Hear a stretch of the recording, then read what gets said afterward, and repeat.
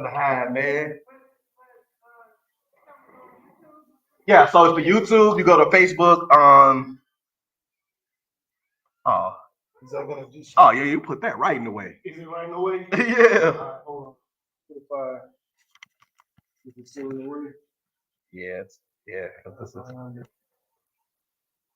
Yeah, it was best right here.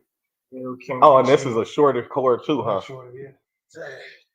But he said he was going to get another extension for it. Yeah.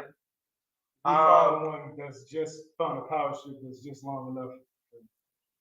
Okay. So all right, bet we here. Okay. Or Facebook?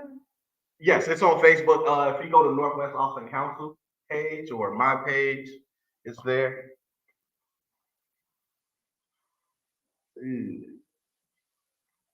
All right.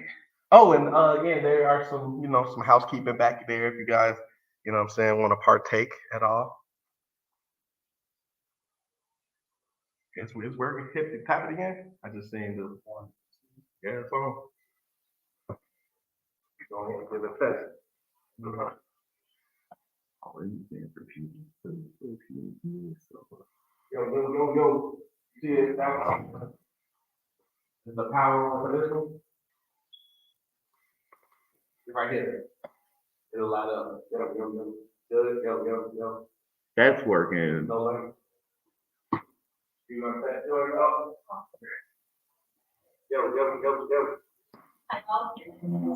Can you hear me again? Yeah, I think, let me see. You speak again? Hello? Can Yep. you hear me again? It's all working.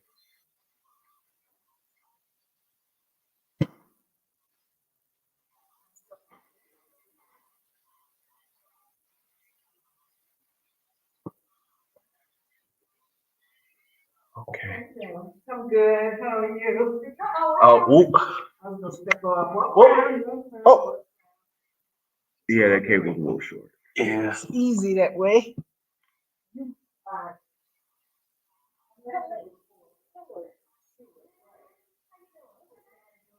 Hey, how that sound, y'all? What's up? Tell me something. That sound decent. Can you hear?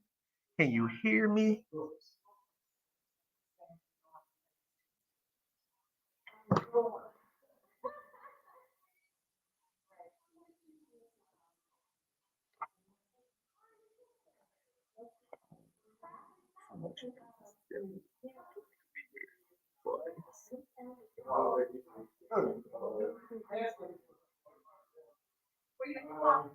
Or you want to wait until we get that like?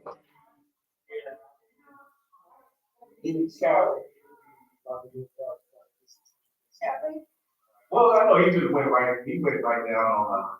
Yeah. Kind of loud, so he's right there. He shouldn't take that much.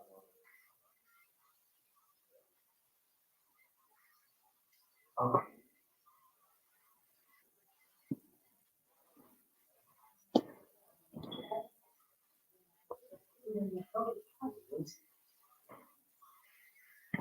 What are you doing now? Outside of what's that? I know you was with West Side going in one point. You done with them? Oh. So with that West Side Health Authority? Oh, that's fine.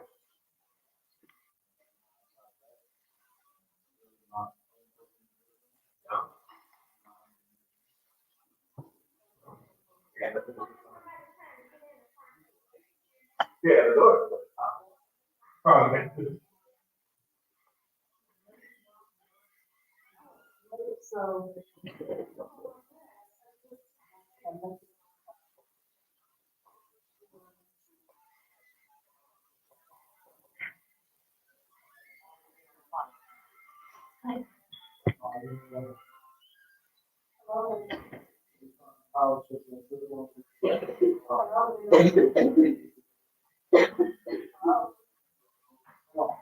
Yeah, for real. That's it. I think, yeah, I like that better. Like that positioning better right there. All right, so we're gonna start it up. We're just gonna get a couple lights turned on. You know what I mean? As you can see, it's a little production. I mean, a little production for the discussion.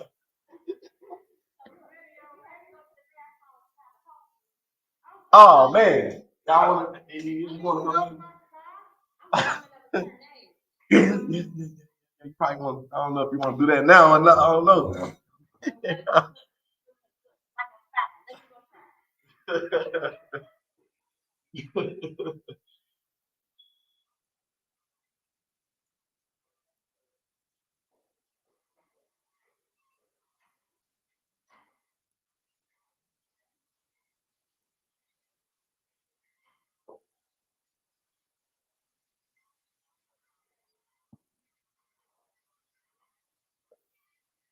You don't have a mask here? You don't have any mask. That's all right, I guess. I have some in my car.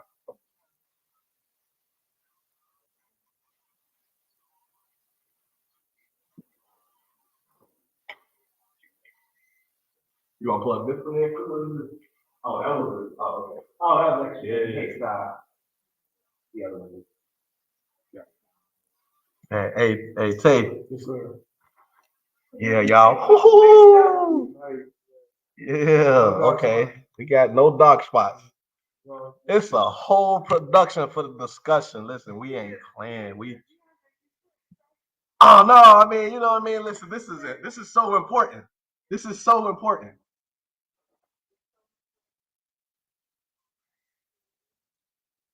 Been coming in clear.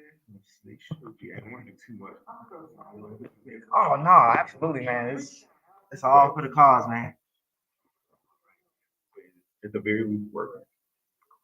Okay, All of them interfacing over so that they don't have to lead in foreign channels. Feel free to. Like, That's lead it. it. Is it is hey, let me see if it should we come over here a little bit more? How you want to do it? Should I go? Honestly, he's standing, man. But no, you still want him to be able to move right now. I kind of want to. I'm trying to see if I can catch everybody though, because you know what I see as. Yeah, that's probably gonna be the best way right there. Yeah.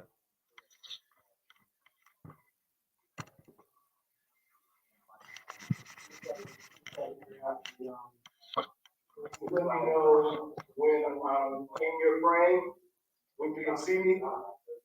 No, you're out of frame now. Out of frame now. You're out of frame now. Yeah. Yeah, right there. That Right yeah, now you're in you're there. frame. So like right where that light is. Yeah. Yeah. That, I mean, that's fine. Honestly, It's yeah, live, you know. I would say for the live, don't worry too much about Yeah. the framing. That's what we're doing with you is gonna be the most important. You know what I'm saying? Yeah. I mean, if you ready. Yes, sir. Ready? Ready? I bet. You're our generation X. I'm a millennial. I'm generation Y.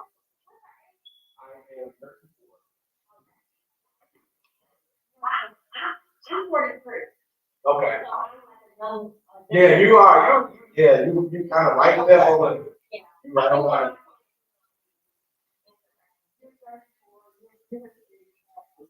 Yeah, and she's like right at the line. You're right at the line. Hey.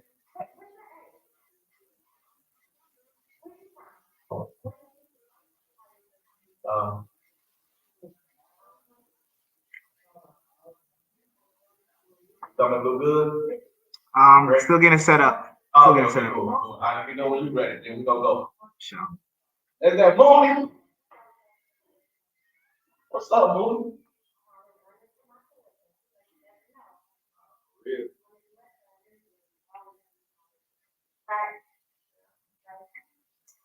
So we try to go through a little prep, making sure the video's right, make sure the audio right, and once we get going there. Oh yeah, we got the live is going back there. Yeah, the live is on. Oh yeah. You want to talk into it real quick so I can get you level? You're gonna have to talk like directly into it. You know what I'm saying? Yo, I'm coming in. Keep going. Now coming in, yo. There we go. Sound we good? We good? Yeah, yours is good. Okay. Yes, sir. Rashawn? 1, I can't. You keep talking. That's what 3, 4, you are. 5, 6, 7, 8. There we go. 10. Ooh, there we go. There it is. Yes, sir. Yeah, you good, bro. What's your name again, Mo? Rishan. All right. All right, ladies, if you wanna get your mics tested, whichever one of y'all first. Sandra. Sandra. Do I count down? Oh, you don't have to count that. Just say anything into the mic.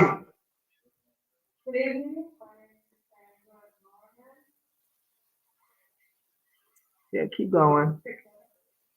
Yeah, I just gotta adjust the levels while you talk. So I just have to adjust the levels while you're talking. So yeah.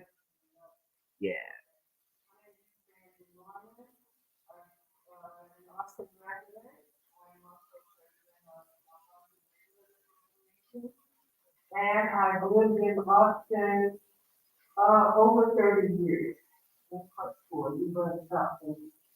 Okay. All right. Got your levels good. Sandra. All right.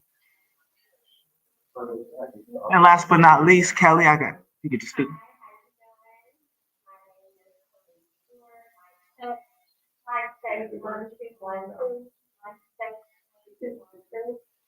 Perfect. All right. And yeah, just so everyone knows, just make sure when you're speaking to be mindful to speak into the mic as close as you can. So yeah. Perfect. All right, I'm getting y'all in nice and clear. Good. Yeah. Just be mindful not to bang on the table or put anything down too heavy, So yeah. But otherwise y'all are good. All right. Well, for my people on live, thank y'all for joining us. Thank y'all for joining me as we're trying to community build. That's what this is all about. This here is Conversations Across the Generational Spectrum. This is a series that was inspired by a conversation that took place in 1971 between Nikki Giovanni and James Baldwin, in which they just had intellectual discourse. They were talking about the times they saw it from their perspective.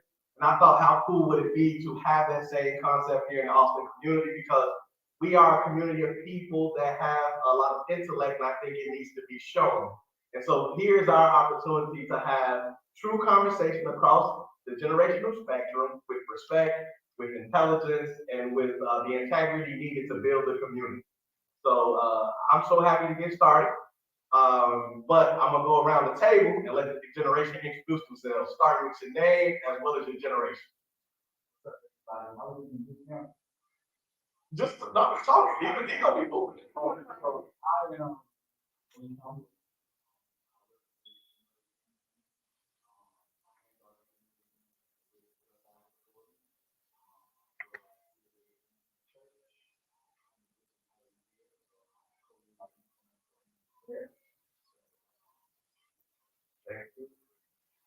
Okay, my name is Cassandra Norman. I'm representing the baby boomers.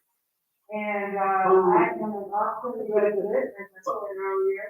I've been in Austin over 30 years. And I am president of South Austin Neighborhood Association, which is a neighborhood association. We are not a brick and mortar, we have volunteer agency that deals with, I would say, the quality of life plan and community areas by having gardens in the Austin area. We steward in 29 wards veteran street gardens as well as a farm to table garden on the 6400 block of one road. Hi, my name is Sophie Stewart. I am a Austin resident. I'm a writer, educator, and founder of the Roundtable organization. I'm also a current artist and resident at the School our institute called students. So we don't want to representing generation X, a young generation. Young generation X. And of course, I'm DeAndre Brutus. I am representing Generation Y for the millennials. You see me everywhere. I consider myself a social justice advocate. So I try to insert myself in all the conversations that are needed to improve the community, and I try to just put some action behind some things. So this series again is something that I'm looking forward to. It's an iterative process. The next one will be a panel. The last one after that will be a generational jam. In fact, Cassandra inspired some of the food and music options that we'll have, because those two will be across the spectrum. But it's just a process where we can have continued conversation in different spaces that allows for growth of the community. And so I'm just so excited for it. Now, when I first came up with this, I kept telling everybody that I was going to start the conversation by asking my Gen X counterpart, where were you all after the King movement? Because I feel like there's such a gap between the movement that was and the movement that is. So what happened? Where were you all at the fight? I'm not blaming you.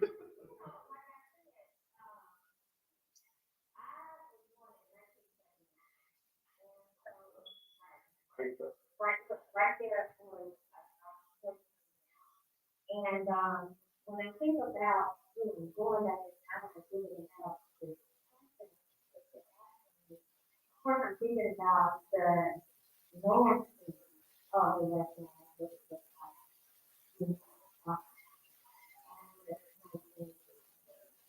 you know, my family came from six, I got 3 cousins.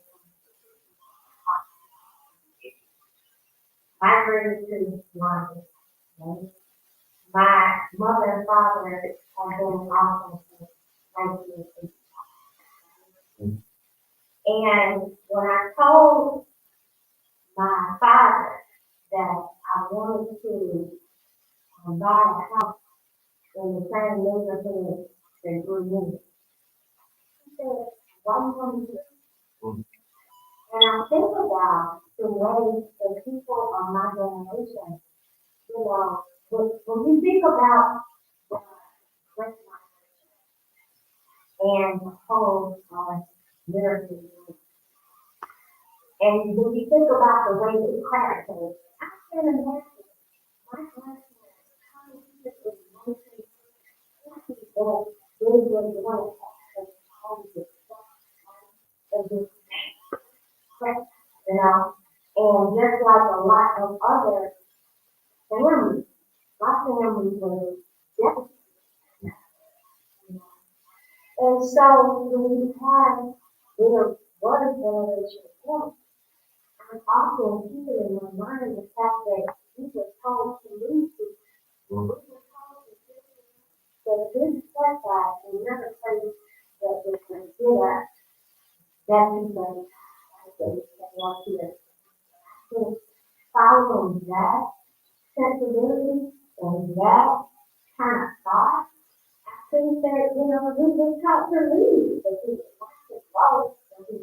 But I also grew up in the 1980s where black music. So I think that there's a lot of questions for Generation X. There's also a lot of questions for the older generation Xers. And I think the boomer generation, I think we all were like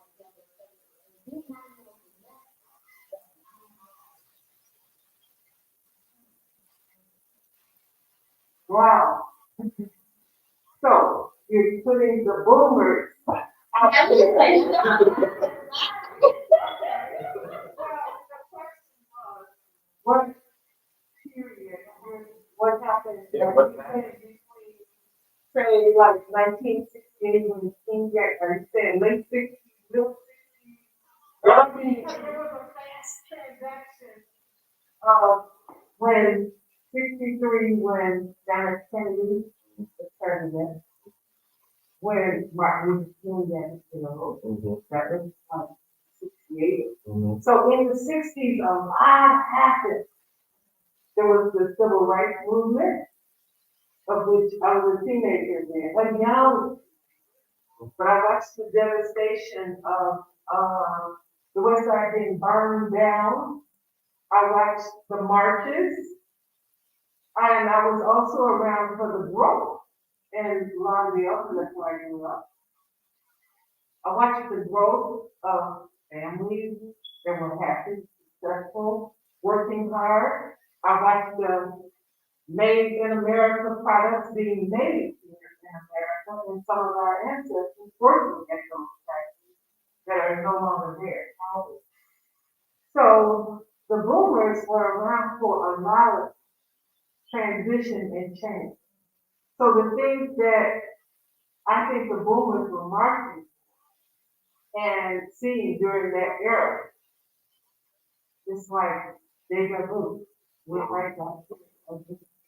Mhm. You know, because I don't know if it didn't get done or it was never done or we were pacified. But I think the boomers were the ones who were around. My parents were the ones that came here during the era of the people coming up from the South looking for it. And getting those jobs in those factories of Western New York City, Illinois jail, Alden, a lot of manufacturing, Sears, stores and companies. You could come to Chicago on a train in the morning and end up working that same day and that night. And that's what you say here. Children, take care of family. So the boomers saw things that you all generation don't get to see because when you came, those things were all torn down and done, not just by drugs, but by violence, by families that, okay, we made it and we're gone, by white flight, which is what was happening here in Austin. I worked in Austin in the 60s. It was work.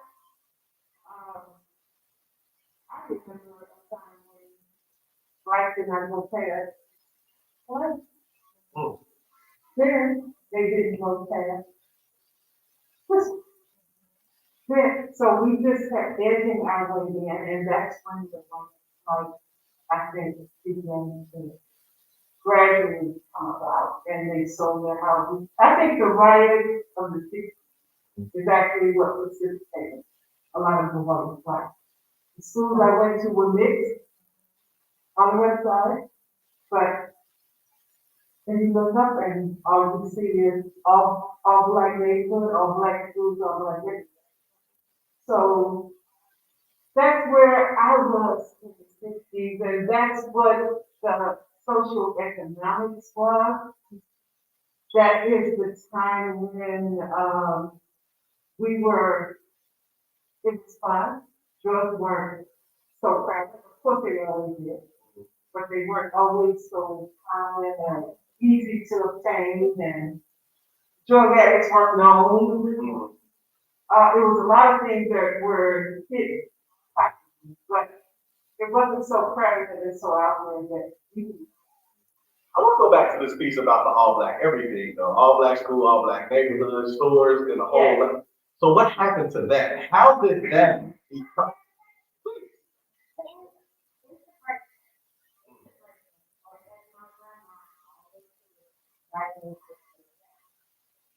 White man, I stay better. That's how you can, I mean, if we have the option, right? And this is how some people think when they're looking. If we have the option of staying in here, which has been impacted by the virus, right? Or moving to the suburbs, or moving elsewhere where you are in when you have, movie creators and you have restaurants and like, I think a lot of the mentality, not only for people on the west side, but young people in general, at that time, was, to steer away from the beach and go to the suburbs and get what you need. So when you have conversations now, people are in the suburbs, like, even black folks on the west side, okay. Sure did. It's still out there. How your generation taking it? A lot of information. That's really why we watch. From the transition from slave trade to the civil rights movement. Now, they're extremely miseducated. They're extremely miseducated. I remember our textbooks when it came to social studies around Egyptian guy on there, white. So it just speaks to how important they are when it comes to exploitation of media, exploitation of celebrities, how they puppeteer them to control our minds. We all spoke about how drugs and gang violence wasn't a prevalent thing, but now we see so much glorifying what? Drugs and gang violence. So our generation has not benefited from really much anything. And so we are kind of, what we see in our generation is us trying to dig ourselves out of holes and graves we never put our foot in. So everybody's like, we're so rebellious and laughed out of me, this and that, and ignorant. Truth of the matter is, we're searching. We're searching to be understood. We're searching for the information, the missing puzzle pieces that we don't have. So I believe that when we will see a turnaround within my generation, when that bridge is met, gap is not gap. So we need to learn more about, like I said, the transatlantic slave trade, the civil rights movement. We only know what we know from documentaries. So we don't know from people who actually did it, know what they experienced. But what did you see? What did you hear? What did you feel? I believe that once we put an emphasis on that, we'll be able to all can progress. So Think you should come. You mentioned being a teenager and having to experience some of that. Can you open up a little bit about that? Which aspect of it, educationally, socially? I'll give you where I was, and so I can speak. In the 60s, I was in late 60s, I was in Texas, and I was in Texas Park, which was white area, allowing to Providence. It wasn't Providence Secondale then. Yeah. It was all girls. Oh, we never been in a hospital. No. Secondale was a lot of people. Yes. Secondale can't live with that. Secondale was the all boys school. Providence was the all girls. And go with the one. Yes, there were two. So they merged. And they merged, I believe, because of a lot of the white blood. They're gone, there's no tuition, and the schools started getting less populated. And they're like, okay, this is all girls, this is all boys. Let's just come together. And I think probably just think it out. It's a public school. I kept the name, but it was so in that area, going to school was when the Black Panthers were large and charged with, hammerhead and police and the December massacre, which is basically what it was called. So we're seeing a lot of the, marches, the killings. We're seeing the things as a teenager transitioning with Angela Davis and her natural. We're seeing a lot of things that even our parents don't understand. And they are saying, huh, you're coming home with that natural on and you're studying mathematics and you're doing this. So this is what I was saying as a youth. But during all this, education was always important to our ancestors of the South. It was always important that you go to school, which is not less now. But education was always highly emphasized. No matter what you were doing, how you lived, or where you were. Because that was your way out. Education was always emphasized as your way out. So that's why as you, educationally, that's where I was. Okay. Socially, we had fun. We had fun. We danced. Nobody came in and shot.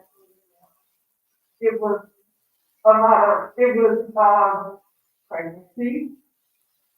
Once you got pregnant, you are, you weren't walking around with a big stomach. They had school, family living for girls who got pregnant. And that's when you went. You were a mother then, so you were separated from, you know, their status, it was. So socially, there was a lot of stigma about pregnancy, gangs, drugs, violence. So those were things as a teenager that socially you have to stay with. Those are things now that are dominant in youth, and education really isn't as what we need to. So we saw, I think, a lot more faster change than any of the other generations, even our parents. Because they were in that generation where, yes, we want to move to Chicago, and a lot of people in the South came up to the North to do better with their young families, or with no families, but just to start a family, but they weren't really seeing big changes all at once. In the 60s was a big change. Our political faces changed. We had people like power, and I'm sure you saw the, a lot of the old Malcolm X speeches. I was getting ready to say, I know you watched it today. There's a lot of things in those things in the 60s during the civil rights and that lifestyle that, as I said, I still see the day. So it's come back. What they do. And like I What said, about the why lifestyle? didn't we finish? What about the lifestyle music today? The lifestyle? Yeah. Because I'm saying like this, right? I watch those videos a lot. Yeah. And in my 20s, I became a lot more militant than I am now. You know, you kind of calm down in your 30s a little bit. But in my 20s, I was ready to take up arms. Like 2016, I went to For Justice or Else, which was what, the 15 year anniversary, 20-year anniversary? 20-year anniversary of the March on Washington. Oh, And it was Million Man March. the Million Man March, but they call it For Justice or Else. Okay. And for justice or else, right? And that's what they meant. You know, the Honorable Minister Louis Farrakhan, he was saying, hey, listen, you need 100,000 black men, soldiers in these communities that's willing to stand up. And some of you may die, but you have to stand up for what you believe in for your community. And I took that to heart. Like that hey, I'm ready to go. What's up? You know what I mean? So I was real, but I since tapered off a little bit, but I still hold that. So when you say it's coming back around, especially after you leave off of Malcolm X, that's why I mean, like, what? Because he said they angry. I know we angry. They're angry, but they aren't doing some business. Okay. They're angry, but they aren't guided, and they aren't supported, and they aren't educated about even our civic education. We were taught our judicial system, our legislators, we were taken down to Springfield, Illinois, and this is what you do here. I had a picture with Harold Washington when he was state representative. So it was like these were things you were taught in school. As soon as we got to school, they would turn the television on and you watch it. You knew about current affairs. So like nobody cared about that, no. Or they did it on their phone. Or they get it word of mouth. They don't really educate them. So I think yeah, it's kind of like it's different, but it's the same, but some things are different because they aren't being educated by either their parents or their grandmothers. And I'm gonna tell you somebody, I was always taught from my parents, you skip a generation. When grandma raised her grandkids, their mom was in the middle. You skipped a generation. Mm-hmm. Something is missing. Something is missing. And what's missing is that generation. We're all here. But suppose your grandma, your great grandma raised you. You was totally different. And there would be things that you was educated or knew about that maybe her generation wouldn't know about. She was raised by her. So what I see is something, it's the same flavor, but it tastes. It might taste like strawberry with a hot strawberry. We got y'all drinking moonshine though. Right, that's all. Everybody cooks. When we went to McDonald's or somewhere, that was a treat, it was your birthday. It's a crowd every day. Sit down. And what disturbs me more, and I was watching this the other day, walking down the street, eating out. He was taught to sit at the table and eat. Sit on the porch. No, I'm saying people cook at home. You had home cooked meals. You had home cooked meals. You didn't eat out.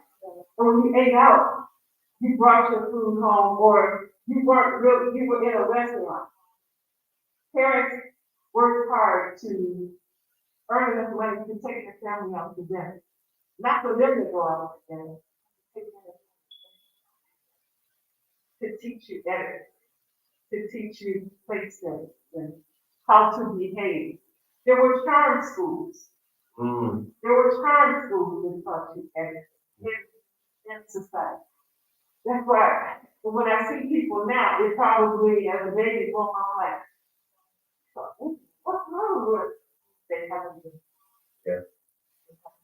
You know, one of the things that I loved about going to Howard University was an etiquette class. They taught us every single work night of school, Yes. what to eat. Yeah, that was the most, probably one of the most beneficial things. I didn't stay there very long, but I take that lesson with me, sure. I know what my salary work is. I tell you that.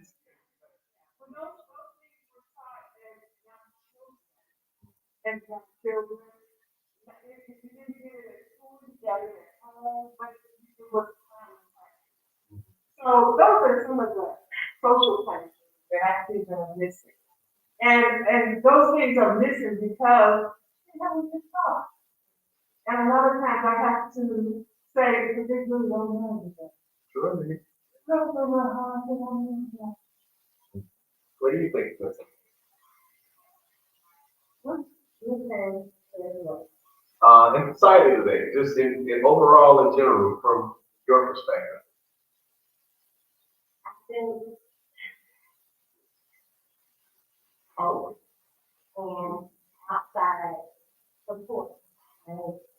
So I think something that we haven't brought up, even, looking at the history and seeing the ways that after writing, people talk about a complete disability, right?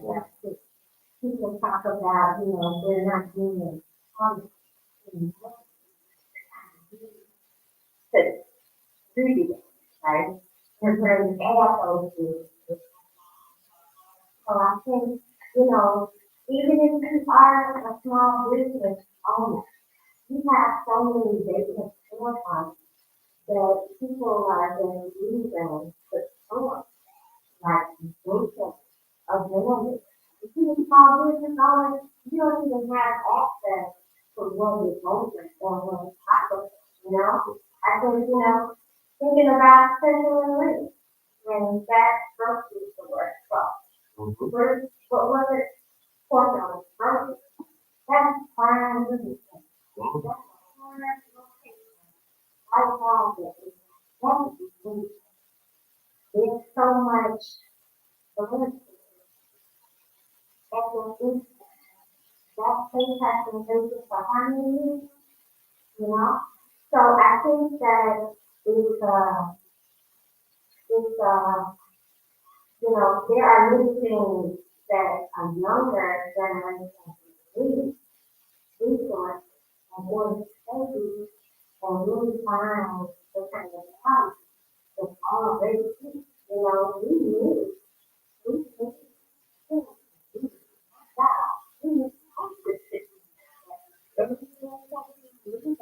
our neighborhood and order to get access. We would have fixed that. Get access to those cars. Right? All right, so much money. Cars.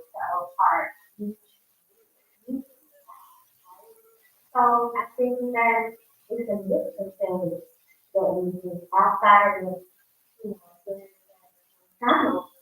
But there's the social too.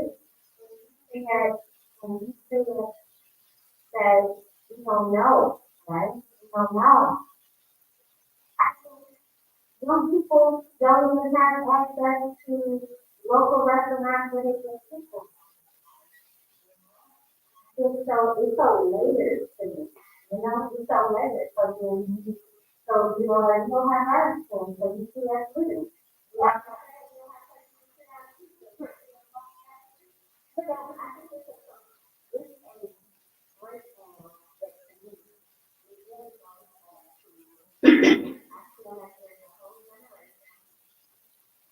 That is older than where they were impacted by lifestyle. They were impacted by drugs. And so when you look at it in that kind of lifestyle,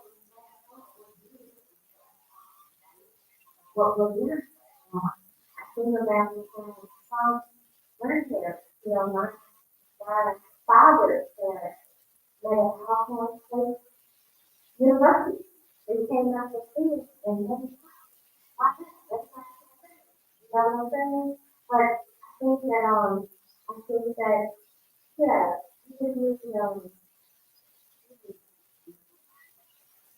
definitely. I really follow with you're right, but I think that they have to be educated and taught.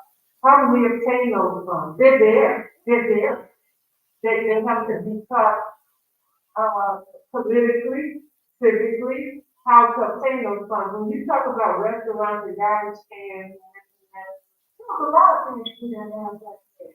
But we were talking like this. When you didn't have a roller, you were given a brown paper bag to tear it up. There are basic things that you can do and that were taught when you didn't have a guidance.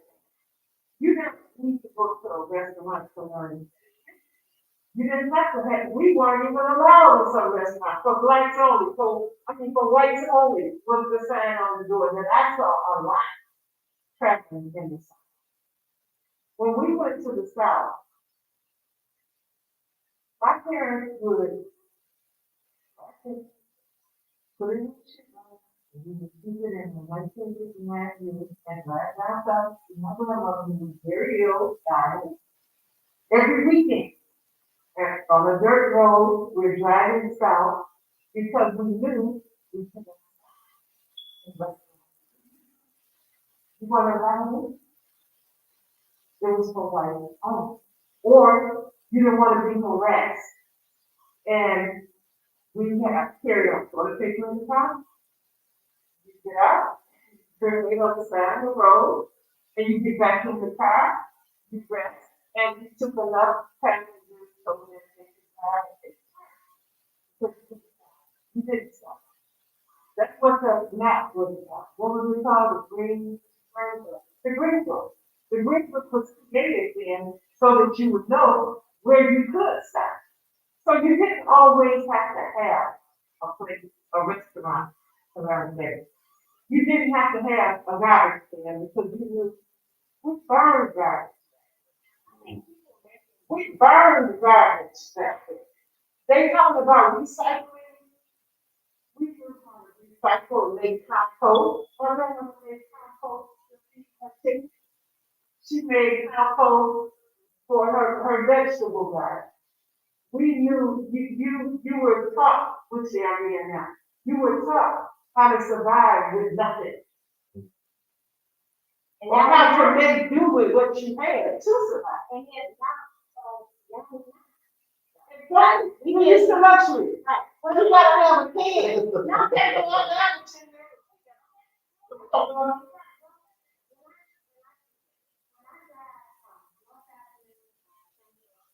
All the way around to nothing.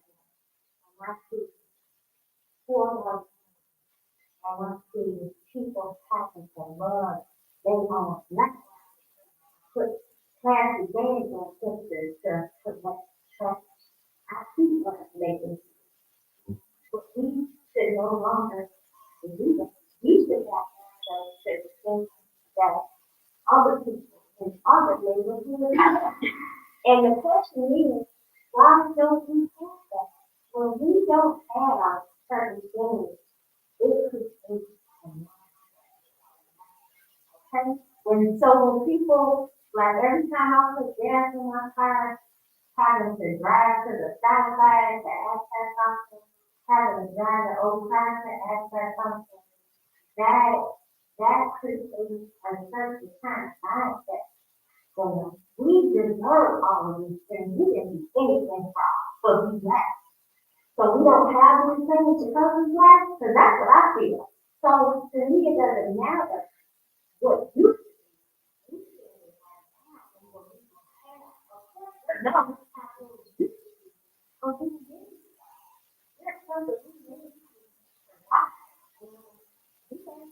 And we have to do this because even now, the kind of money that the city is calling into auction right now with the Invest Southwest neighborhood opportunity program, that's what they have to do today.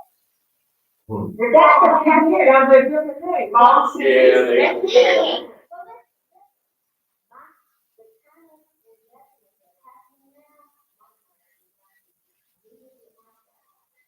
So it's like now, if you don't do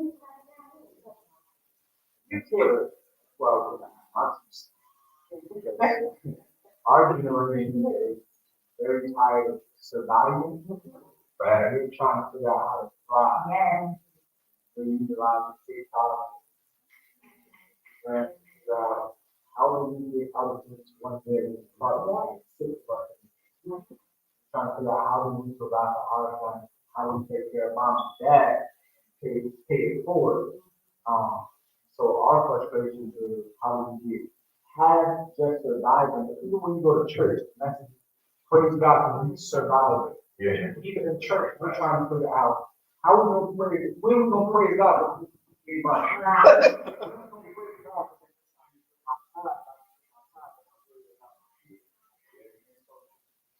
When we were in church, right, now in church, it's exciting, it's exciting. We're trying to get to a level where, wow, we want to be the next level. We want to be the next 9 months. So it goes back to what Lord was spoke to the resources, spoke to government. I believe in our governmental issue is that we are not educated enough or have enough fire or passion to be the next lawmakers, to be the next president, to be the next judges. And so it stifles us there because we're not the one making the decisions. Other people make decisions for us that can't even relate to us. As far as resources, there's people who are making choices about where the money goes who don't even live in our neighborhood. And we're not and see it and know it. Yeah. We don't have the voice to say it. So it makes us, turns us off, and it makes us do our own thing because we see the mind. Speaking from a former candidate's position about the political affairs of the community, who has and was stifled in trying to be the new leadership, right? But I don't understand. Steve Robinson usually says it's this idea of founder syndrome, that the individuals that's in place right now still to this day feel like they can fix the problem of what's going on today, but you're 20, 30 years my senior and don't know what's really going on for real, for real. And then you don't want to either hold the door open, mentor me, train me up, pass the baton, no succession plan, and then look at me as opposition when you're supposed to be looking at me as the person that you're supposed to be leading into the next millennium, for real, for real.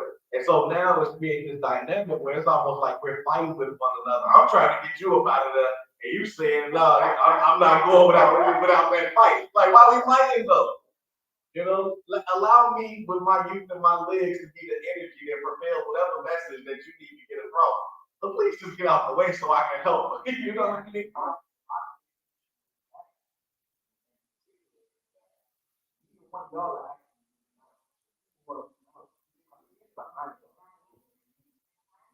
So while we're having the basic type of love, that's not a problem. You got to think about kids coming after them. What they're being told, right? What they're being taught, their education system now. So I believe that some way, somehow, we have to get into the political seats. I think and that starts with also just collectively, not just my generation, but we should also know who to vote for. Civic education. Civic education. Why are we voting for them? What are they supporting? So then it allows us to think for ourselves. Too many people try to think for you. Yeah, for It sure. allows us to think for ourselves and make decisions for the people. On that note, I would like to say, on May 4th, at Michelle Clark High School, my neighborhood association is sponsoring a civic education class that DeAndre is also a part of, Change Illinois. These things, when they come to the community to learn, who shows up? Why nobody shows up? Why? Where are we? We're on social media. So That's where it should go. Yeah. So the boots, right? They call it boots, groundwork. The groundwork is perfect. But where you disconnect with us, social media, before we see anything about what you all are doing as far as civic education, we see Lil Baby and Donna and all world spot hip hop. We see all that before we see the action. That's not live. And so for nonprofits or like you are, your branding and marketing is just as important as the education you give. Right. Yeah. That's important. Right.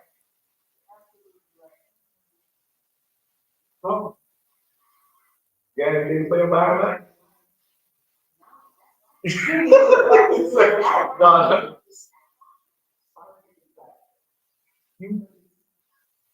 You remember it within 8% what we see. Whoever has an iPhone, at the end of the room, they give you what? A screen time. So whatever your screen time was, whatever you were looking at the whole time, you're gonna remember 80%. That's why Walmart, Target, McDonald's, their branding and marketing, it's color coded. They know who they're marketing to. So when it comes to branding and marketing, in terms of bettering our community, we have to do a better job at targeting the right people. I think that was so. Oh, no, that definitely was. That was definitely him.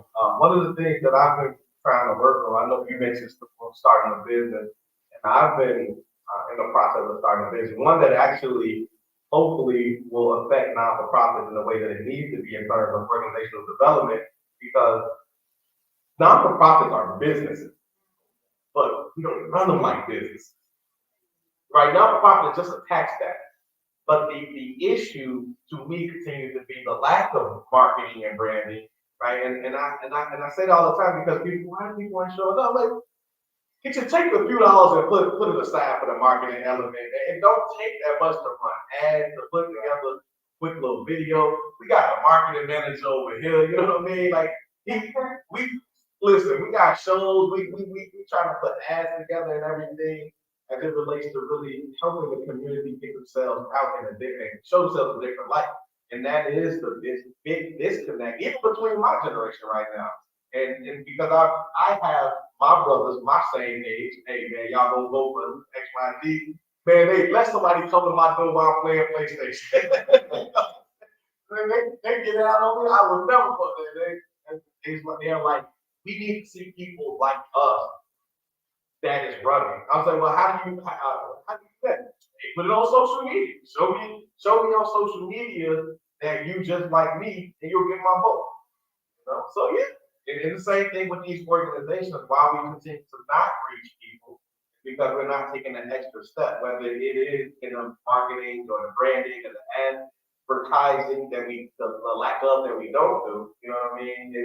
It's apparent because we don't pull people the way that we think we are pulling them.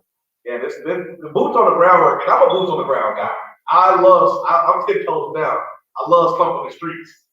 But it's a different time. It is a different time.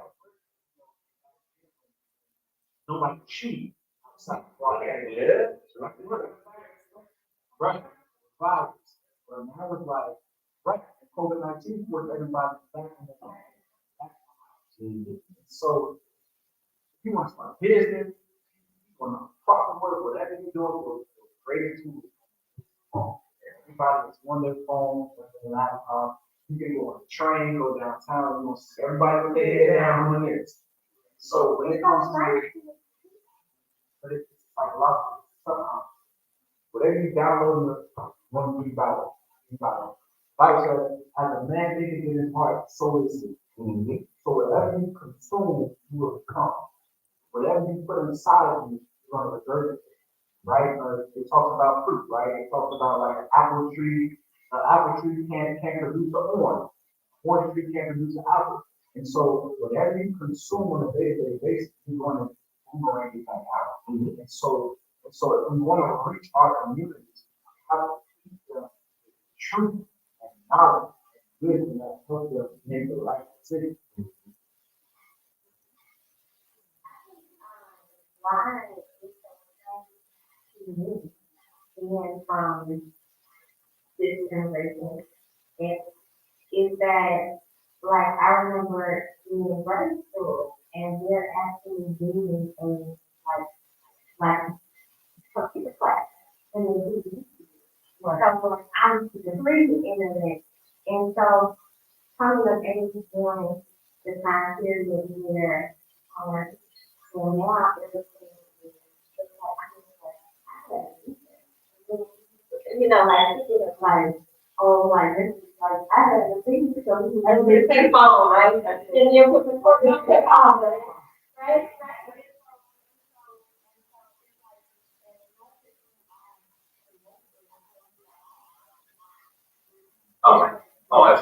people, oh, for sure. The hyperconnectivity has led to the lack of connectivity between humans, meaning human interaction, basic human interaction. And look, the more connected we become technologically, the less we'll become as humans, unless we go back to a space where we intentionally build relationships with one another. And it has to be quality relationships too, because the unfortunate is, all skin folk ain't kin folk. You know what I mean? That's the, you know, I mean, we gotta be honest with ourselves. I need to learn that it's like anthropology. I promise you, I never knew that until I got into politics and seeing that the people that were opposing me looked just like me. And I wanted so much for them to accept me as a person that was a young man, right? Because I was 28 when I decided to run for office. So when I was out there, you know, hey man, listen, young leader man, just want to make it happen for the community. You know, I will never forget the experience of having an older black man, he probably was a boomer, tell me, yeah, hey, man, I was just saying, you know, we know the gatekeepers are boomers, the gatekeepers are boomers. But he was like, I was, hey man, I just get a signature to get on the ballot. This just means I want, so we can have options. That's it, that's all. Nah, man, I can't sign that because you're not gonna win it. If you get in there, you're not gonna make a difference anyway. So I walked away, I head down, looked dejected, man. The woman was with him. She was like, "Yeah, you know what, baby, I ain't gonna sign either." So I walked away, head down, and she pulled me back. She said, "No, I come back, I'll sign." And then so I was like, "Sir, if I was your son, man, what you talking to me? I'm just a young man from this community that really wants to make a difference. If I was your son, would you tell me? Yeah, I'll tell you the same thing because it won't make a difference. It don't matter." And it was just that's where I learned about our mindset, how that stuff it is getting towards one another, but because of our position, because of everything that we see on a daily basis that has yet to change. Walk miles, people had to take poll taxes in order to vote. It was considered your vote really doesn't count. So I think a lot of that, as I said, carried over even today. I meet people all the time say, well, you know, I might go vote. They don't even see it as an important decision for them or their children or their children. And I think the family structure has a lot to do with how people, as you say, regurgitate what they see, what they learn, and what they know. I'm not bragging, but my family thought that voting was very important. It was ceremonial. Mm-hmm. They waited until each other got off of work. They walked hand in hand to the poll. It was an honor to vote. And maybe in the back of their mind, they thought this is not going to make a difference, but I'm allowed to do something that I used to. Mm-hmm. And somebody might get in there that's going to do something for my children, or for me, or for my community. So it's the mindset too. And the family structure has broken down so badly. So badly. The family structure is not there. And that's when all of these generations will come together to say, that's the thing of the mind. The family. The family has pro-family all over. And what do you see? The gangs that they found. They running away from home. So I want to get out of here. They leave, they making their own family. They act like you see sisters and brothers that act like they don't know. It was unheard of that people would kill their mom, their father, or fighting each other. We were taught, you don't fight each other because that's your blood. When blood fights, they fight with you. So you don't even know it. You don't fight. I believe that that's very important.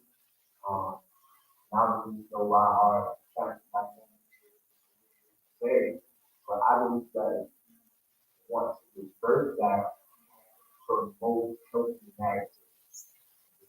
to promote healthy marriages. We have to be to be married. How cool is that? But what we see is negativity. What we believe is marriage.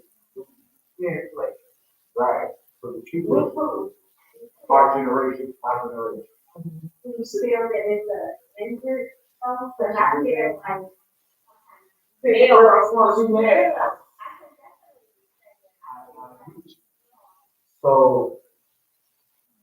So it goes back to psychological warfare. It goes back to what we see as young men on social media. Find many girls you can, do what you can, whatever you do it. Yeah. Right. Brag about it, have fun, kids. But what the women are caught is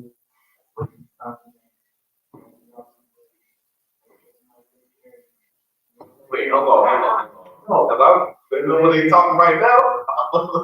yeah, like, oh, well, what they talking right now, city girl. Oh, okay, all right. Right. It's not first back, it's all Right, okay. right. But what women call submissive wives, what men would call whatever they wanted to be. And so what we're saying today is that dynamic still coming out. Men don't want to be married, but women do want to be married. Right. Role model. Right. So for me, I think a large part of that plays into the social dynamics as they exist today. There's such a blurred line between who does what and what happens when. And that to me has created this idea where, like, to me, way too many masculine women now. Way too many women tapping into masculine energy.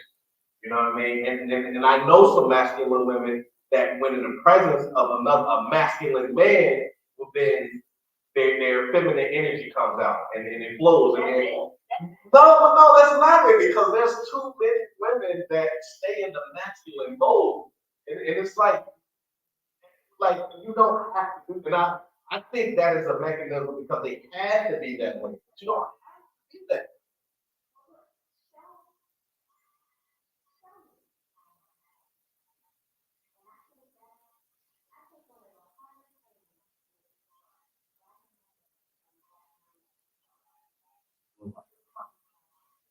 And it's almost like we have to, we have to be vulnerable. We have to be soft and tender. We have to unpack some of our traumas. We have to have conversations that generations prior to us did not.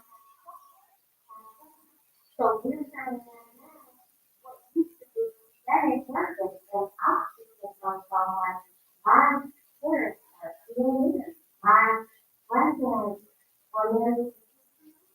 You know, they're saying that, but. So, but they were taught, when you stick it out for better or worse, you get somebody pregnant, you marry them, and you make it work. How many? Exactly, you get somebody pregnant now, you're ready to get out. And I also want to say, welfare, something big back then, broke up a lot of things. Oh, absolutely. By design. Or that breadwinner to bring home. It's all of this now. Thank you. Politics, but, people were taught to have hope, to have faith, and stick it out. You went to school with her, they taught her, you got her pregnant, you keep, and you go and that's the problem. Like, how do you get like anybody without you just started for marriage? Somebody has to sit us down and say, this is how you do it. Now we're going to the fact that it's true that when tension and conflict arise, us as a couple, we don't know how to communicate effectively. That's the problem. and respect. That's the problem because our out different instead of sticking to food. So until we learn in our home how to communicate, like I said, effectively and efficiently, we'll see the same repetitive cycle. Because all most breakups typically bring one conversation. That one conversation most of the time happens so. Or I'll say one principle, and that principle is humility. It's let's see my flaws, how do you work on it? And until we come to that principle, I think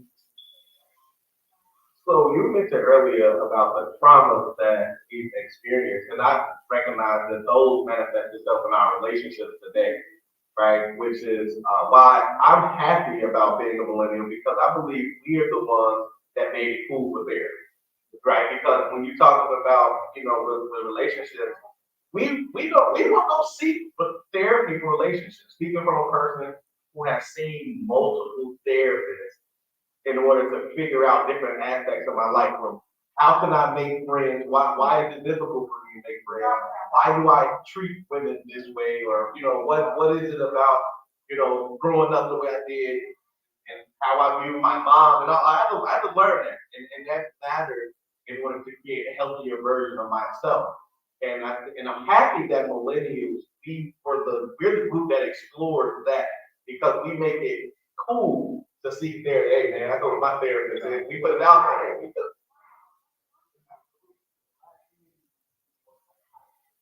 Yeah, mental health process. yeah. Right. I think we're telling you or good friends or get over it. It's going on. Right. One more time. Process. Why am I having progress? Why am I having depression? Why am I having anxiety? And what it does is force you to pinpoint that first seed of plan. And a lot of those seeds of plan from our childhood. It's the first thought. Yeah, it's great.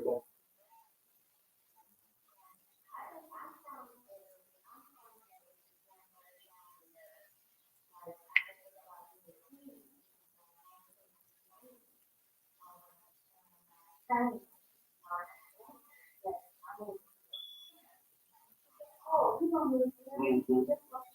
pray on it. And pray. And so I think that's time.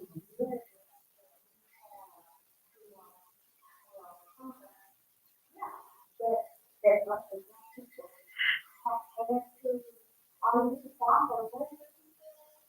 I didn't know the millennials were the ones that break through that. Oh, what? Yeah, you were crazy. Yeah. I'm glad I'm saying such a conversation started with the community, with the trickle down. Okay. So they were doing, we look up to y'all more than y'all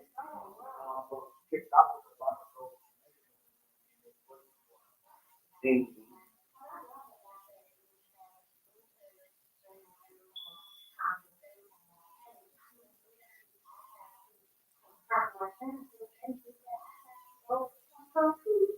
Yeah. You know, like, in my. Oh, yeah.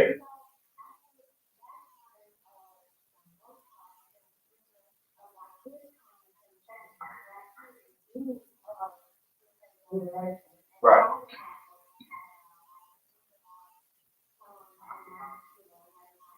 And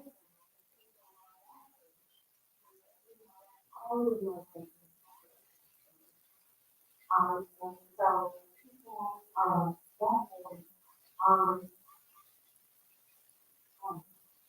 Watch it up. When I thought about my. Oh, you got it. About my big confidence.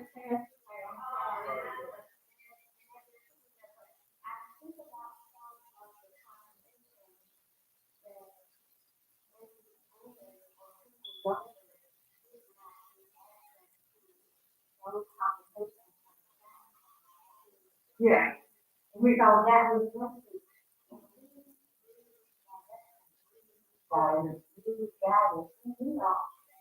So I think that's. That also is not so factors. One thing I would like to say about the boom generation, we were taught to, and there was a lot more family interaction, where you could hear those stories. You weren't on your phone, you weren't even on the telephone. You were interacting more with your siblings, your parents, your neighbors, your community. There were a lot of community served. There were free. There were things you went and learned how to craft. You went skating. You did things that where you socialized with each other. The socialization now is technology. And like you said, it puts you further away from, it puts you close to some things and you learn stuff. You want to know how to fix something, Google it. But when we want to learn how to fix something, we go ask Randy. He shows you how to change the oil and fix your tire and do this kind of one electric type of driver. But my point is that we had a lot of verbal interactions. We were told those old stories on that. I heard stories about not just grandparents, great grand, or how the South was. Stories that you'll never hear, or your mom doesn't know. You know, those were the kind of, we didn't have those distractions in our generation that took us away from others. And I think those are the things that kept families close in and even closer in my family. Because that, my parents were both 11 kids and my mother and 7 and my father. They were all so close. All of me and my first cousins were so close. We were my brothers. Because we all lived around each other. And my sister found a house parking on this street. Other one found parking on the next street. My kids and our work. And so the family structure took care of everybody. You didn't take care. Grandma, somebody was working. They took care. The community and family structure took care of each other as well as the story. And you were given that guidance, that support.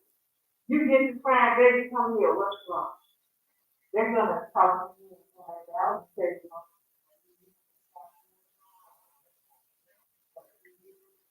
and if we talk, now you're left to deal with those emotions and those feelings by yourself, right? Or you find ways to let loose. So I have a unique upbringing in that my mom is Gen X, right? Right. So my mom is Gen X, right? So she's like about to be 52. So she's on the other end of the spectrum. She's a young X, and my mom's towards the baby boomer of the X. But still, in all, so I was adopted. My mom had me young. My twin brother and I. She had me young, and I had to be adopted.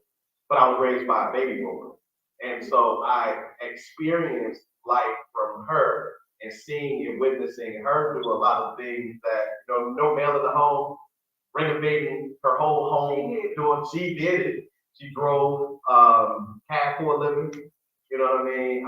And the days that she couldn't have us or watch us, her daughter, my aunt, took us over.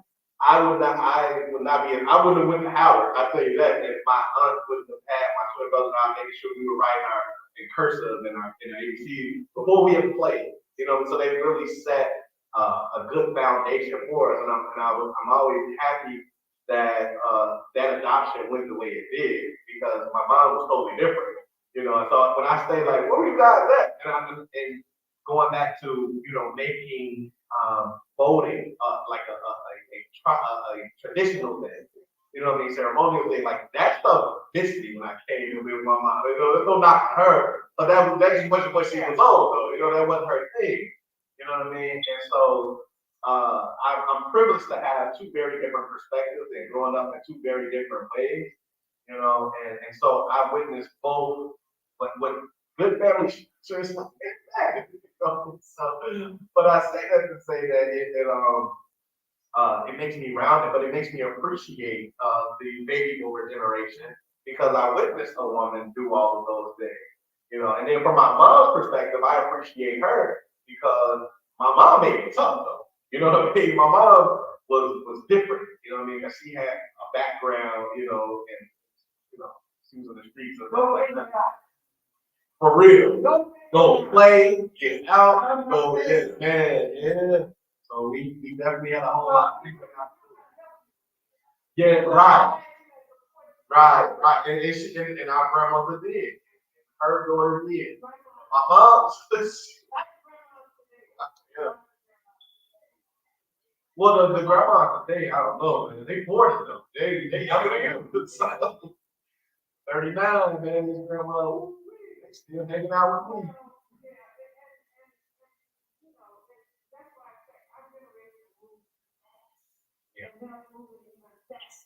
But if my parents,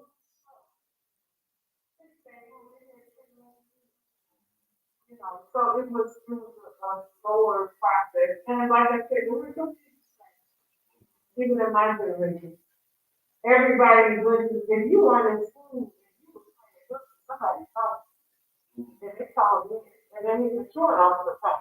Look at the doctor on your woman. So he wasn't in school. Now, you in school, nobody knows you and your boys, or you and your girls, or where. You still get the call home. Call home. They still do the automatic. I know you want. And tell your mama, why? The boy was even back then.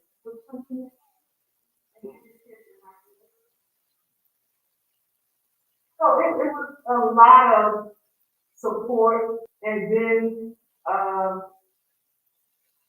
things started breaking down as generations went on. You know, so even mine wasn't the best. Everybody's generation is different. Absolutely. Everybody's experience. All the business are.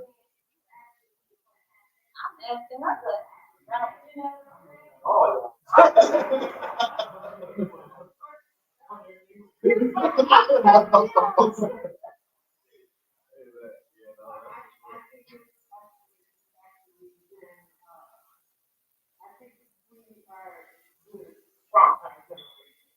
But there's some broken pieces from each of these. You know, there are people in my generation that went to Vietnam. They got Agent Orange. They came back, hashish and drugs and all that stuff and never recovered. That were the valedictorians of our class. So in the war, and there was a draft going on. You didn't say I'm going to the service. Your number came up. And you just got out of high school. Your day, you're going over there, you're on the okay. So the thing is, there are casualties from all of our generations just from societal issues. There are casualties from all of our generations. So, but I can tell you about it, what happened with me. right. And what I saw. And I want to say this because I always tell people this.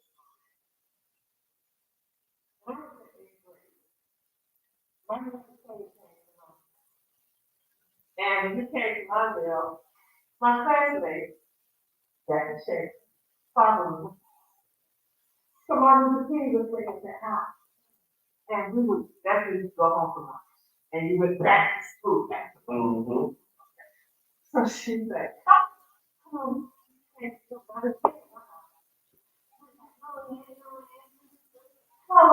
but like when you get, it was that.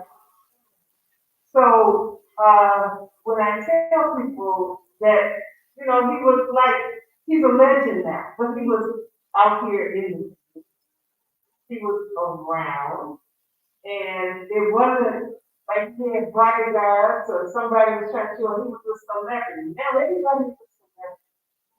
You're not a celebrity. You are part of helping your community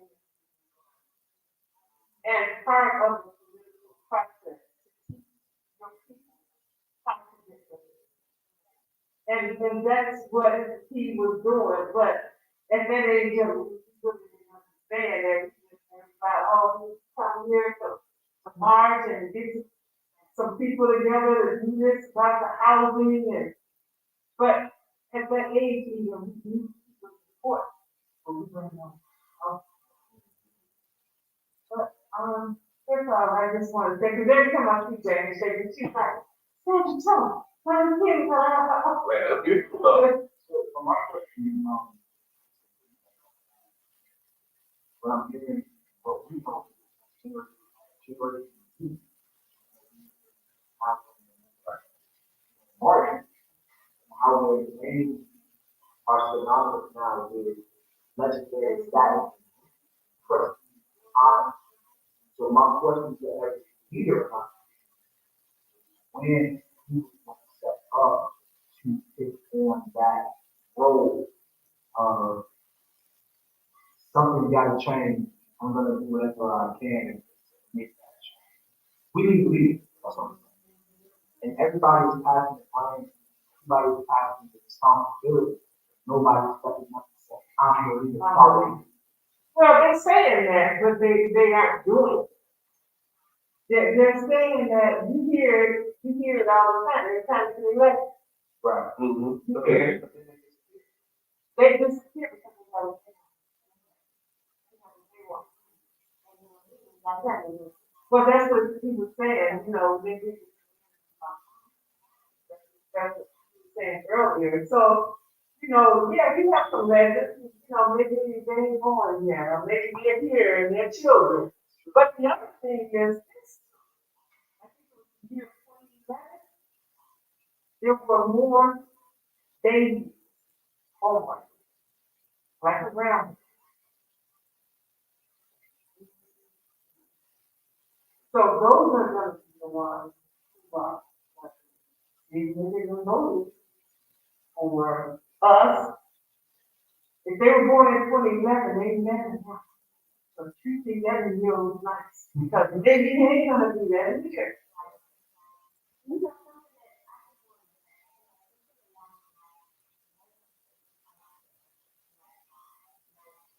It's changing now. Oh, yeah. I mean, I don't feel like a lot of people are talking about gentrification. I feel like from the west, we south, from the south, from the north, here. It comes from all directions. And if we don't get our stuff together,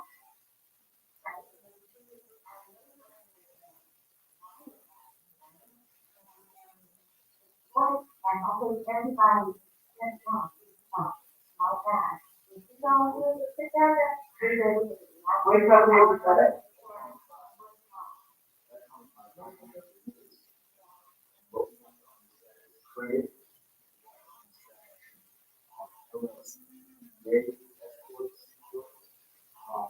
How do we buy our meals? we have to keep them back enough to not fail and enough to not break this on top. So that's why it's a great side. Because I mean, even the house like the top that family thought that.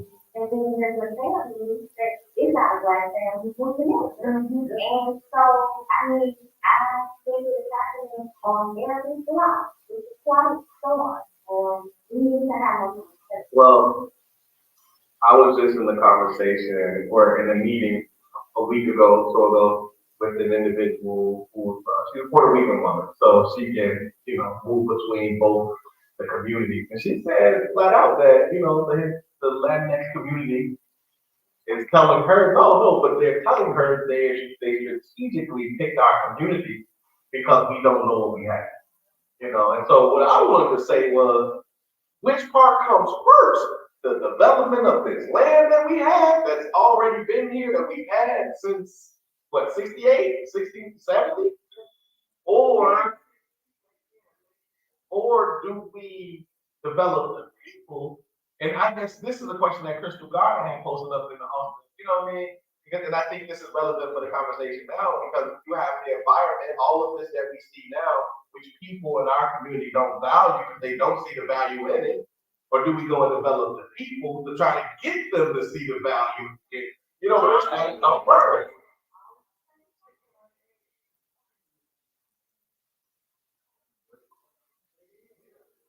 But that's what Crystal Gardner posted. I don't want to take a shot. You know, I want to make sure. You know what I mean? But she posted it, absolutely.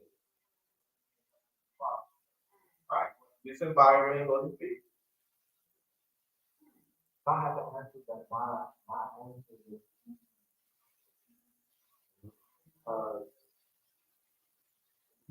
somebody, when you think about diamond rings,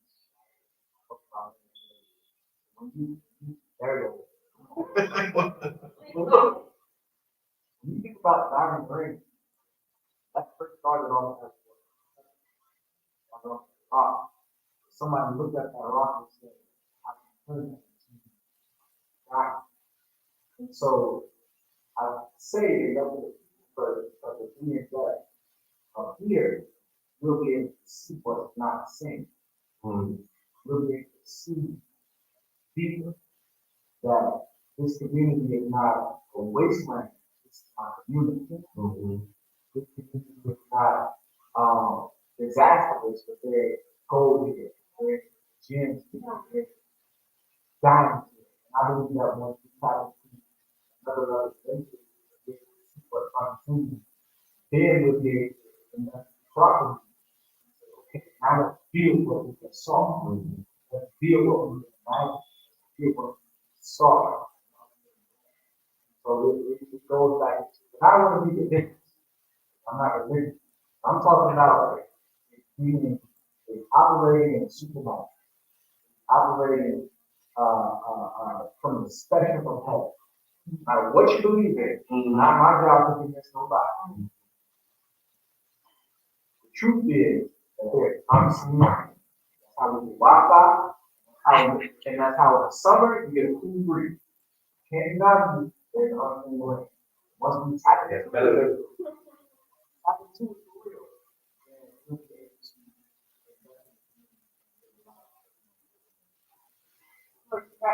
think you're right. You have to invest in people's mind. Because it is carried down to the generation. Right. They find that value.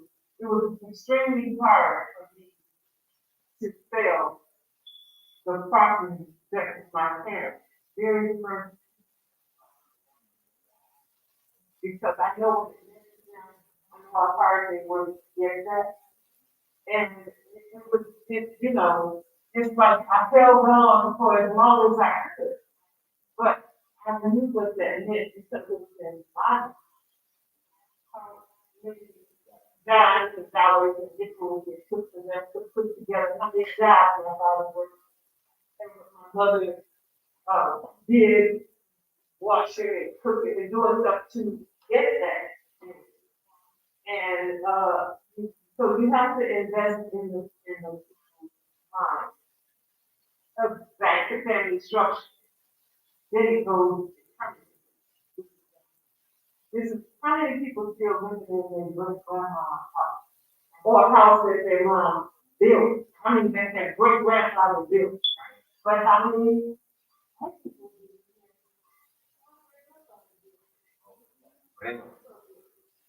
They still can't. That's their generation. Listen, my mom and my grandmother, first the one that was real hard about, the first mortgage was decided upon that the house.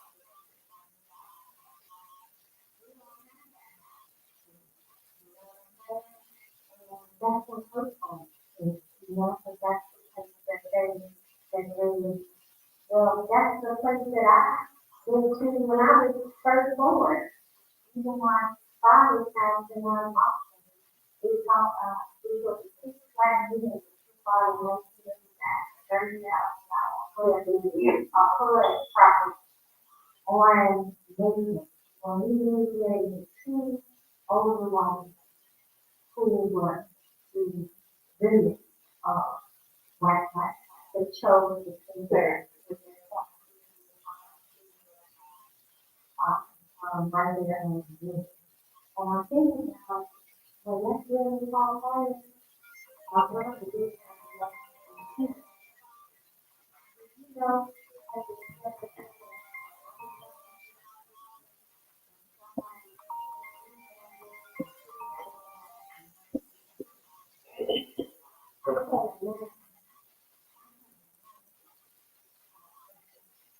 that's my father.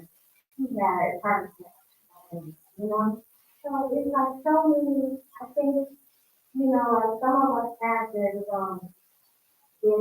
history of loss and the building, but that's what made me buy my house in Austin.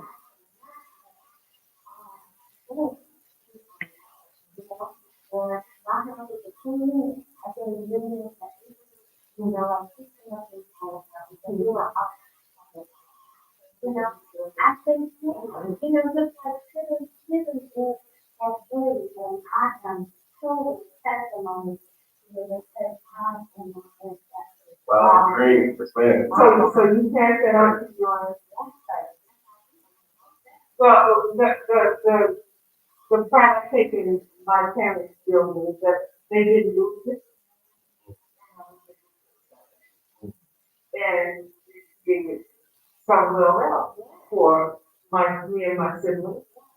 So, I mean, that was a choice that I made, but I wasn't pushed out of it. I didn't lose it. And in my heart, I still go back there and look at it. I still see the people in the neighborhood because some of them are still there. But it's history. It's the home. It's home. But that has to go in their mind. My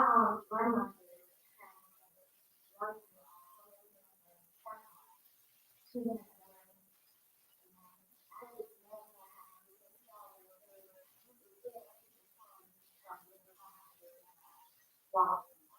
And to put that into numbers, right? This whole notion that you can love the neighborhood that you love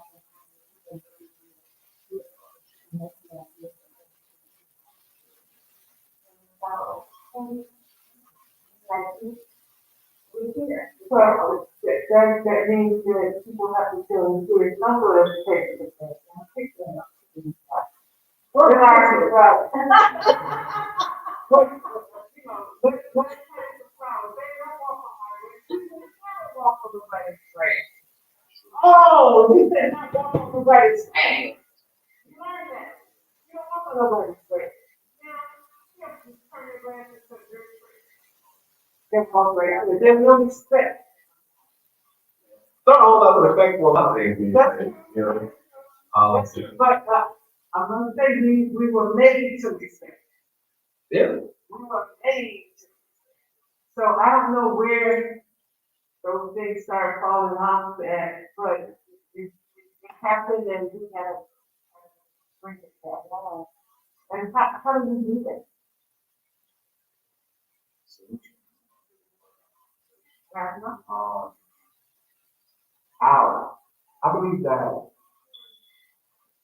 consistent conversations, such as so, you can't use this one line. Bible says faith without works is dead. So you can speak by faith what was born us all day long. That have faith, incomplete faith. So once you create a work ethic or a system behind what you're believing for, what you have hope for, then it amplifies your chances of change. So I believe that consistent work ethic, no matter how long we think it's gonna take, we may not see the change.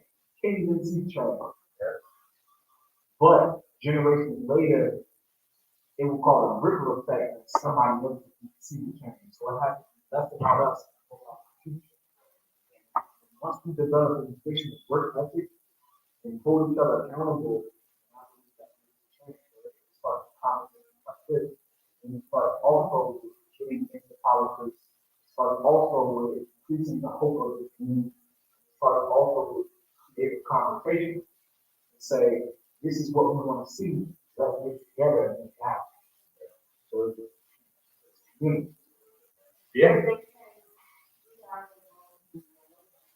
Right.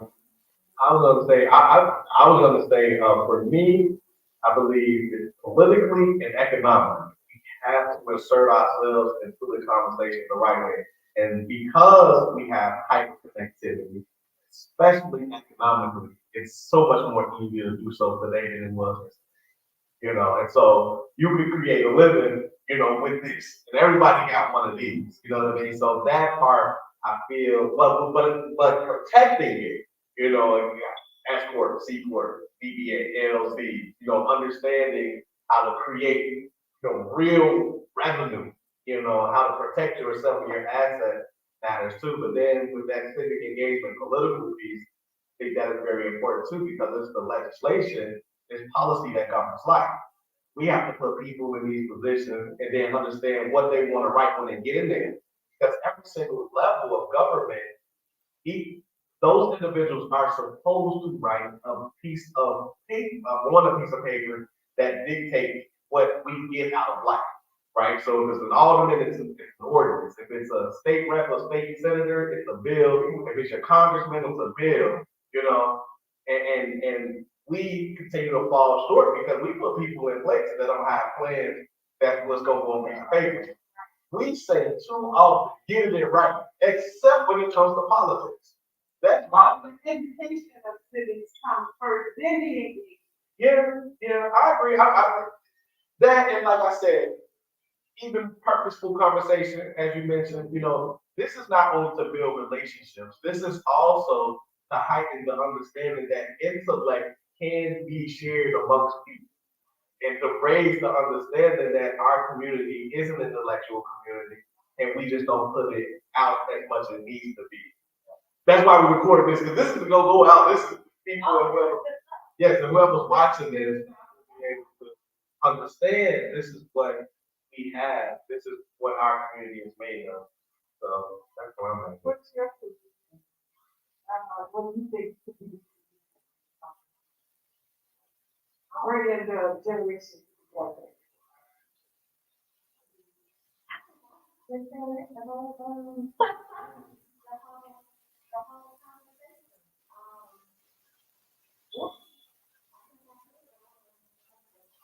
Like, what do I say? Resources. Resources, absolutely.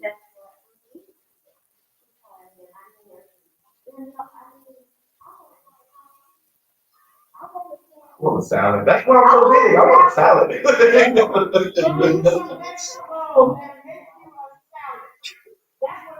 I bought a bed this year, so I'm learning how to garden this year. First time out.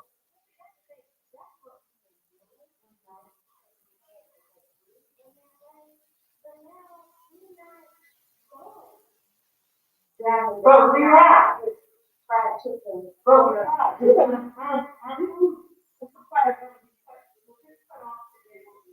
Yeah. Yeah.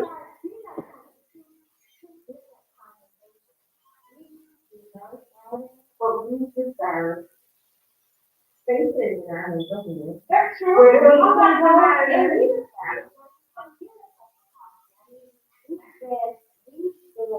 Ruling our own stuff so long. And that's time for change. It's time for something different, right? If you want people to come to you, that's for. Yeah. Yeah. This is so, we got some of us. Yes. Straight up. Yeah.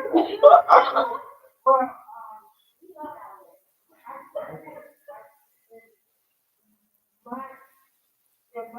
the solution is family. That's kind of where I see it. The mom has the baby is taught, the daddy is there, it's family structure. Some people don't know parenting skills. See, that's gonna be a long term thing from right That starts at birth. But you talking about the one who. But you gotta start somewhere, you gotta start somewhere. And I feel that the family structure, the marriage, them coming together, the mindset, and then the social, economic, then the voting age, your kids see you vote legal. Yeah. And I think that the family structure is one of the first things, it's not the only thing, we have a panacea problem. But I'm very concerned about resources not being there.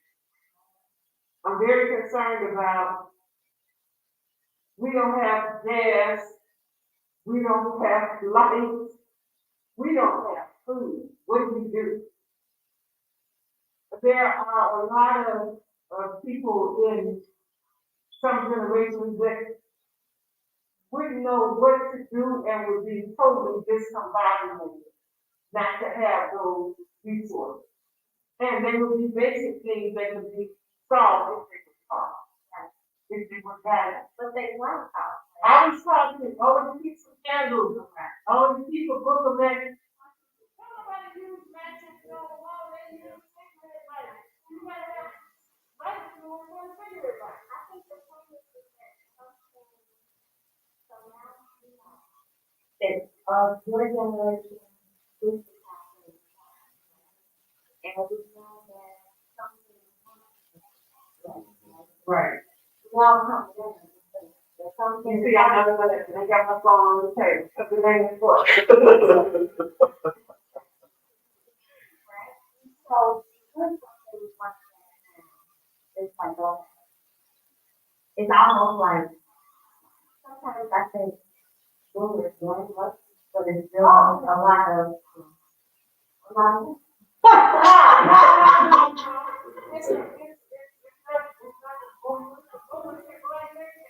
I think everybody has a part. Yeah. And it trickles down, everybody has a part in it. And that's why my question was, well, how do we pull it all back together for all of us? I do like what you were saying in terms of survivability, because one of the things that I have a 2-year-old daughter, right? And I can't wait to learn how to garden so I can show her how to garden. I wanted to teach her how to swim. I'm gonna put her in swim class. I'm gonna teach her how to, go to the gun range with C6 or whatever the age is. You know what I mean? Because I do want to teach her certain things. And in fact, if I can take her to the woods and stuff, but I think it's important to have that survival base because to be honest, the way the world is moving, I'm like, yeah, we probably need to learn some things, some really basic skills. Like,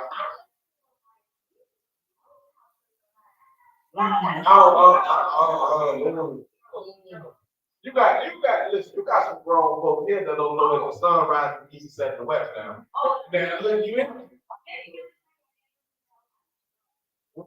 We know how to struggle and we know how to right. I'm trying to tell you. So I think it's very important for me, to teach my daughter those things because I learn, but I want to make sure, and I learn them over time, of course, but I want to make sure that that's her base. And I think as it relates to educating our families, our kids, and showing them the different ways and making sure that they are fully ready to essentially compete in this world, that is important. And we have gotten away from foundational upbringing, my baby just went to the daycare and they asked us as a family assessment, what do we want to do as a family together? And I was like, I just want to eat dinner together. I want to start tradition. They asked us tradition, what tradition? I just want to eat dinner as a family, and even with a 2-year-old, because we did it growing up, but not that often. And in fact, we don't even eat dinner no more Thanksgiving.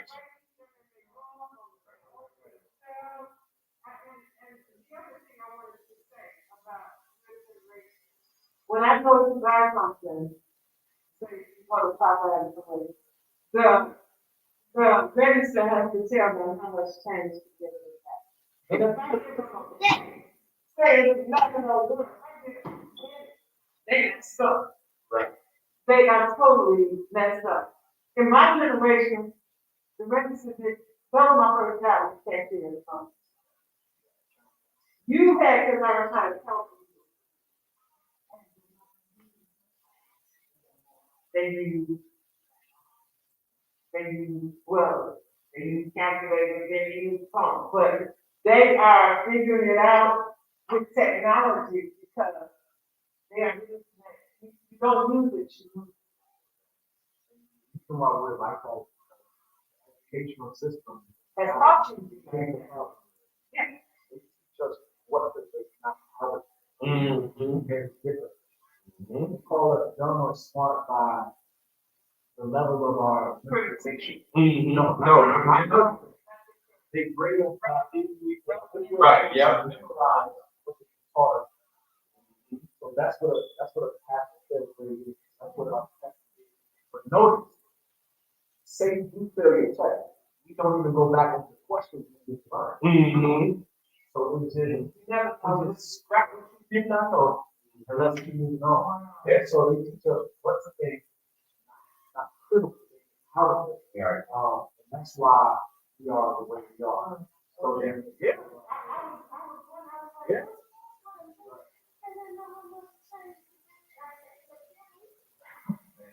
I mean, look, having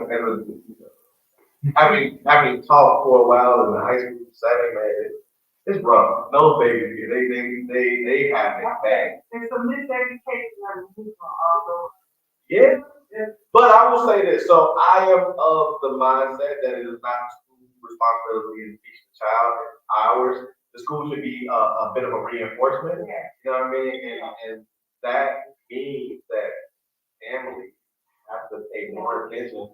Yeah, they have to pay more attention to what these kids are learning. You know, hey, what you learned in school today, X, Y, Z. All right, I need homework, I need, you know, don't go together.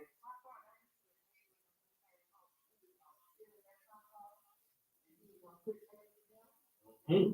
Get that back to people and keep on. How tired he was, how many hours he had, he was gonna sit and Oh, that's different. make sure. They were going up to the school to find out. I know, they don't care. I wouldn't say that on kids, but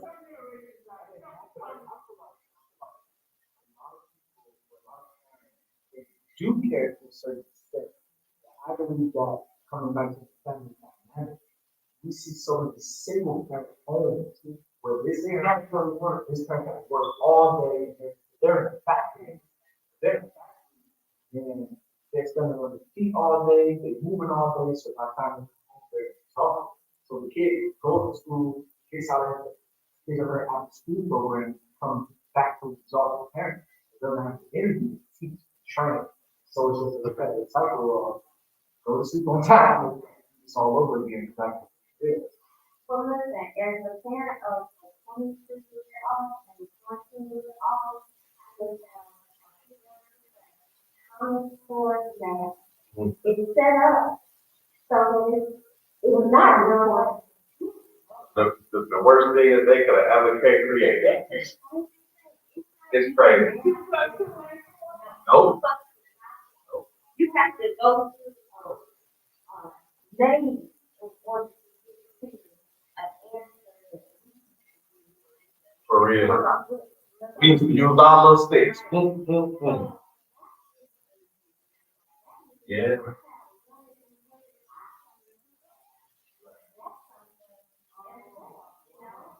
Yeah. Oh, yeah. Man, well, listen, this has been a great conversation. I don't want to hold y'all no longer than we need to be held. We got about like 3 minutes left. And the unfortunate is, so sorry to my people that are watching live. They said the value was pretty low. That's why I was trying to check on my phone. And it's fine. I mean, it was the first one, and so that just means we got to make some adjustments. But you got these guys right here doing a beautiful job. Hey, I want to salute y'all. Thank y'all for filming it, for recording it. Wayne over there. Man, go ahead and say some closing remarks. Let everybody know your name again, your generation represented, whatever closing remarks you got, bro. Again, my name is Lucas, so like, I read the my closing remark, that's in your family, that's in your relationship with God. Not have a relationship with God, and you're going to see your family dynamic. That's what you're trying to do. Now, my advice to everybody listening is that relationship with God, relationship with yourself. Wonderful. My name is Cassandra Norman. I represent the baby boomers. My closing remarks, I think, Bishan, you took some of it because I do so much in family and family structure that I think I have to say love the family. The love that you have for your family, love possible, and it starts at home.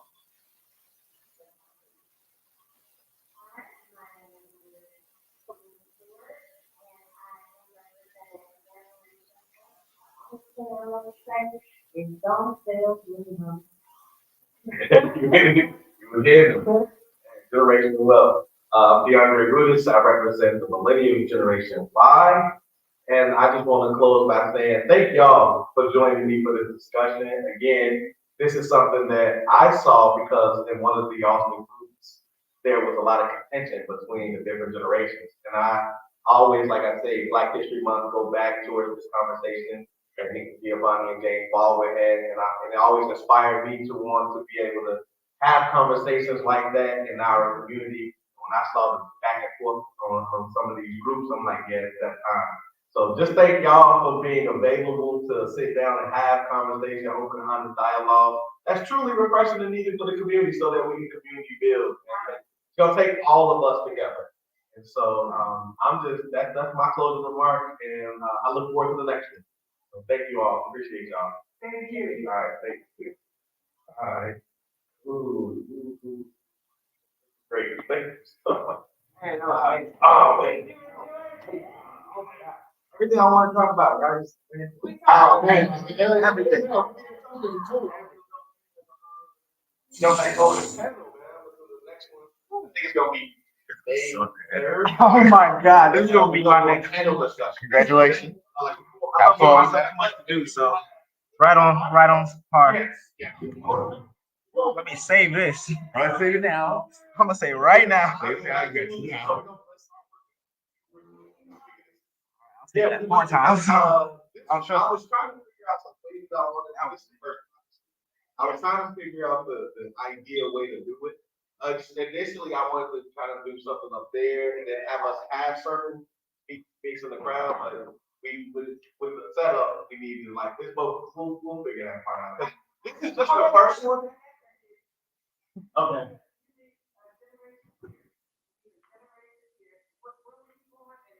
Usher guys them to this their generation. And then those sections are the ones that are gonna connect. Those sections are the ones that they're not gonna fight, but they're gonna have different, they're the same minds. Okay. They're the same minds.